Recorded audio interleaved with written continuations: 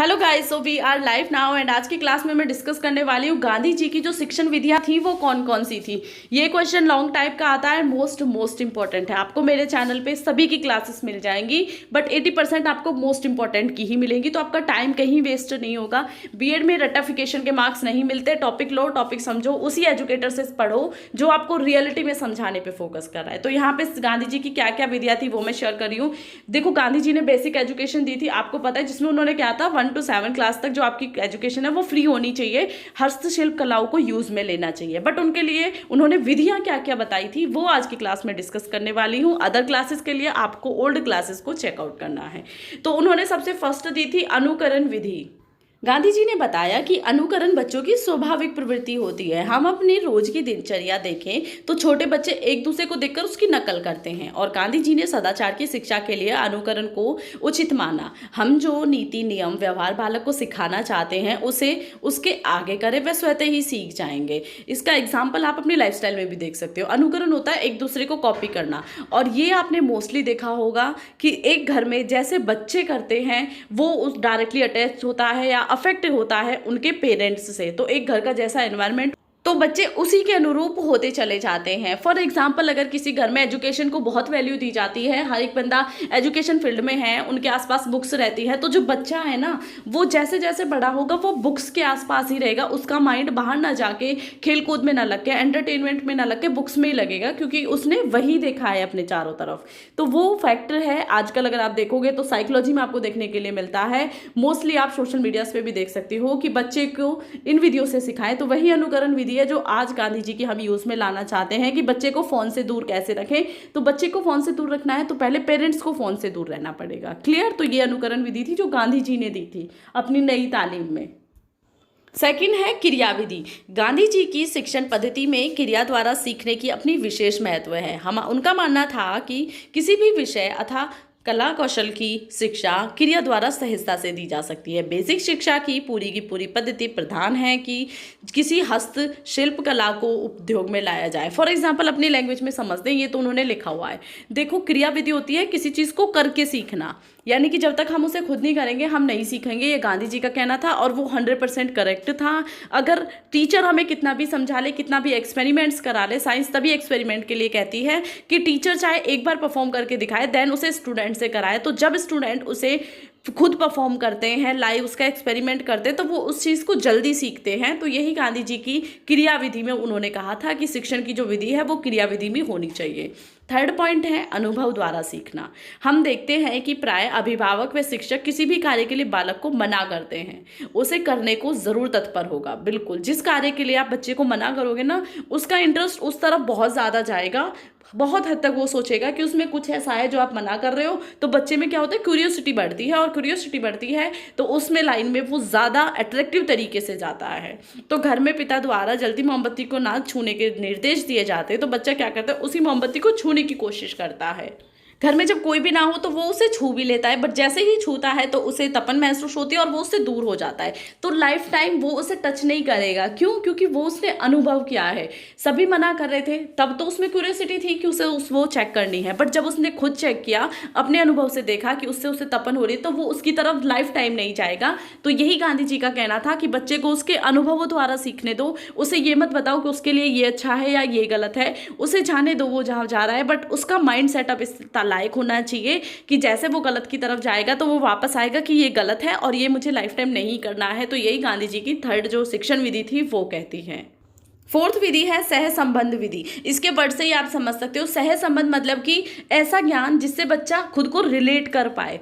तो बच्चे को इस विधि से या इस तरीके से पढ़ाना चाहिए कि उस ज्ञान को वास्तविक तरीके से उसके सामने दिखाया भी जा सके। यानी कि हम कोई भी पेड़ लेते हैं, उसको बताते कि इसकी जो लंबाई है वो इतनी जाती है, इतनी ज़्यादा हद तक होती है। तो उसके लिए हमें क्या करना है, हमें उसे पार्क ले जाना चाहिए, कहीं जंगल में ले जाना चाहिए और उसे वो चीज़ दिखानी चाहिए। तो उससे क्या होगा, वो उसे लाइव देख पाएगा, और जैसे लाइव देखेगा तो वो वास्तविक ज्ञान होगा उसके लिए कि हाँ इस पेड़ की लंबाई सबसे ज़्यादा होती है, तो वो ज्ञान उसके लिए इंपॉर्टेंट होगा और उस ज्ञान को वो कभी नहीं भूलेगा। तो यही होता है सहसंबंध विधि में। जैसे कि आप एग्जाम्पल के लिए ले सकते हो, कागज के टुकड़ों को काट कर बनाई जाने वाली आकृति के लिए जो नाप जोख गणित के विषय में जोड़ घटा या मापन आदि की समझ को आसान कर देती है। यानी कि जब हम किसी विषय को छोटे छोटे तिरछों में या उसे छोटे छोटे पार्ट्स में डिवाइड करके दिखाते हैं तो उससे क्या होता है कि मैथ के जो जोड़ घटा गुना भाग होते हैं, जैसे कि गवर्नमेंट स्कूल में पहले कराए जाते थे, तो बच्चा उसे जल्दी सीखता है। यानी कि हमें काउंटिंग सिखानी है तो हम उसे 1 2 3 सिखाएंगे तो समझ नहीं आएगा,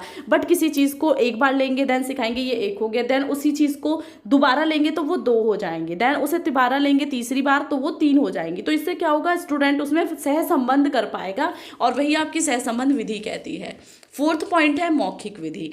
गांधी जी ने कहा था कि शिक्षक को चाहिए कि वो बालकों को मौखिक शिक्षा दे। शिक्षा पुस्तकों और पाठ्य पुस्तकों द्वारा नहीं दी जाती है। जिन देशों में ढेर की पाठ्य पुस्तकें हैं उन देश के बच्चों में के दिमाग में पता नहीं क्या क्या कूड़ा भरा होता है, उनकी विचार शक्ति समाप्त हो जाती है। मैंने अपना यह मत असंख्य बालकों के अनुभव से और अनेक शिक्षकों की बातचीत के आधार पर बनाया था। गांधी जी का कहना था ठीक है बुक्स होनी चाहिए, आप पर बुक्स का यूज़ आपको ऐसे करना चाहिए कि वो आपको रास्ता दिखाने के लिए है, पर आपको सिर्फ ये नहीं कि जो बुक में लिखा है आपको सिर्फ वही फोकस करना है। टीचर को चाहिए कि वो अपने माइंड से समझाए। सेम मैं भी आपसे कहती हूँ कि गांधी जी की जो ये एजुकेशन की विधियाँ थी बहुत इंपॉर्टेंट थी आप सबके लिए। बीएड में भी आपको जो मार्क्स मिलते हैं ना अच्छे, आपने देखे होंगे 95% भी मार्क्स स्टूडेंट बीएड में लाते हैं। पढ़ते आप भी वही हो, पढ़ते वो भी वही है। फ़र्क इतना है कि वो जो क्वेश्चन पेपर में लिख के आते हैं आंसर में वो अपने माइंड से लिख के आते हैं, वो रट्टाफिकेशन का नहीं लिख के आते।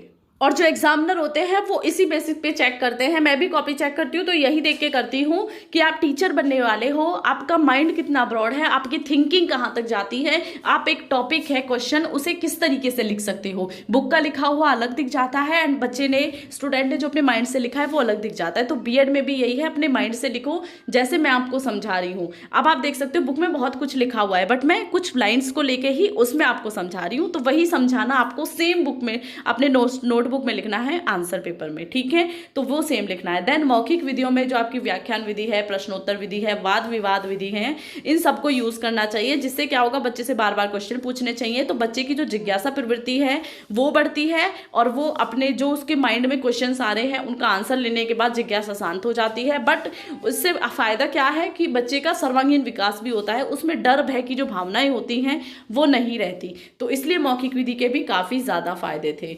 6 पॉइंट हम यहाँ पे देख लेते हैं। जो 6 विधि है शिल्प के माध्यम से शिक्षण। गांधी जी ने अपनी जो 7 तालीम्स बनाई थी या आपकी बोल सकते हो जो बेसिक शिक्षा थी उसमें 7 पॉइंट्स दिए थे। उसमें एक पॉइंट ये भी था कि हस्तशिल्प कला को उपयोग में लाया जाए, बट हस्तशिल्प कला वो होनी चाहिए कि जैसा कि जिस बच्चे के घर का बैकग्राउंड है, कोई किसान है तो कृषि को शामिल करना चाहिए, ठीक है, किसी के घर वाले मिट्टी के खिलौनों का काम करते हैं तो उसे हस्तशिल्प कला में शामिल करना चाहिए बच्चे की में। क्या होगा, क्योंकि वो चीज़ें वो घर से भी सीख रहा है, वो चीज़ें वो स्कूल में सीखेगा तो उसका जो माइंड डेवलपमेंट है वो बहुत अच्छे से होगा और उससे स्कूल को भी फायदा होगा। तो इसलिए शिल्प को जरूर यूज करना चाहिए जिससे कि अपना जीविकोपार्जन भी वो उससे कर पाए, अपना जो भी खानदानी पेशा है वो भी आगे बढ़ जाए और उससे उसका वो धंधा भी बन जाए, यानी कि पैसे भी कमा पाए और उसकी पढ़ाई भी हो जाए। तो शिल्प जो विधि है उसे जरूर अपने शिक्षण में शामिल करना चाहिए, ये गांधी जी का कहना था। 7 है श्रवण मनन विधि, या इसे आप श्रवण मनन निधिध्यासन भी बोल सकते हो। यह विधि भारत देश की प्राचीन शिक्षण विधि है। वैदिक काल में इस पद्धति का बड़ा प्रचलन था।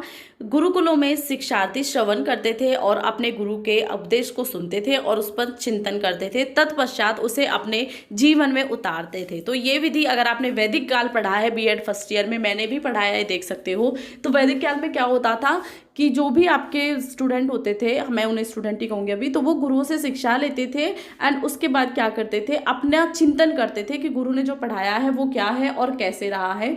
चिंतन करने के बाद उसे अपने जीवन में उतारते थे, उसे फॉलो करते थे अपने लाइफ टाइम। तो ये आपकी इस 7 विधि में आता है। तो यहाँ आपकी जो विधियाँ थी गांधी जी के द्वारा दी हुई वो एंड होती हैं। ये क्वेश्चन 2020 में आया हुआ है। अगर आपने क्वेश्चन पेपर नहीं देखे तो देखिए, मोस्ट इंपॉर्टेंट क्वेश्चन ही आपको मेरे चैनल पे मिलेंगे। बीएड फर्स्ट ईयर के हों या सेकेंड ईयर के हों, सभी का सिलेबस मिल जाएगा, सभी की क्लासेस मिल जाएंगी, चेकआउट कर लीजिएगा। बीएड फाइल भी अवेलेबल है, लेसन प्लान भी अवेलेबल है। तो सिर्फ आपको चैनल को सब्सक्राइब करना है, लाइक भी करना है, एंड आप इसे शेयर भी कर सकते हो अपने फ्रेंड्स और फैमिली मेम्बर्स के साथ। सो एंड करते हैं टॉपिक को। Thank you for watching. ये नोट्स आपको चाहिए तो पीडीएफ में अभी अवेलेबल नहीं है, इन फ्यूचर अवेलेबल हो जाएंगे, तो लिंक वीडियो के डिस्क्रिप्शन में मैं ऐड कर दूंगी। बट तब तक के लिए आप इनका स्क्रीनशॉट लेके अपने खुद से पीडीएफ बना सकते हो। स्क्रीनशॉट लीजिए वीडियो को पॉज करके और इजीली अपने नोट्स बनाइए। सो मिलते हैं कल एक नई क्लास के साथ 4 PM इवनिंग में।